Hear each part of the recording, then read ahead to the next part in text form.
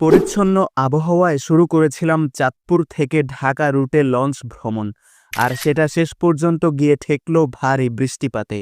নানা কারণে বয়কটের শিকার হওয়ার পরও ঢাকা চাঁদপুর রুটে এখনও লঞ্চই সবচেয়ে জনপ্রিয় মাধ্যম। চলুন আজ আমার লেটেস্ট লঞ্চ ভ্রমণের গল্প শোনাই। আমার এবারের একা এই যাত্রার শুরুটা হয়েছিল কালীবাড়ি মোড় থেকে। কালীবাড়ি থেকে ১০ টাকা অটোরিকশা ভাড়ায় চলে এলাম লঞ্চ ঘাটে। লঞ্চ ঘাটে এসেই দেখলাম বোগদাদিয়া ৭ লঞ্চটি আমার অপেক্ষায় আছে। ঘাটে খুব একটা সময় নষ্ট না করে ঝটপট উঠে পড়লাম লঞ্চে। এরপর সোজা চলে গেলাম লঞ্চের ছাদে। ছাদ থেকে লঞ্চ ঘাটসহ চারপাশের ওয়াইড ভিউটা সত্যিই চমৎকার লাগছিল। ছাদে থাকতে থাকতেই লঞ্চটা ছেড়ে দিল। আমাদের যাত্রা এবার ঢাকার উদ্দেশ্যে। এরপর মনে হচ্ছিল চাঁদপুর শহরটা যেন দূরে মিলিয়ে যাচ্ছে, যদিও লঞ্চ ছেড়ে দেওয়ার পর সেভাবে আর ভিডিও করা হয়নি। দুপুরে রওনা দিয়ে মোটামুটি ৩.৫ ঘন্টাতেই চলে এসেছি ঢাকায়। ঢাকায় তখন ঘোর বৃষ্টি হচ্ছিল।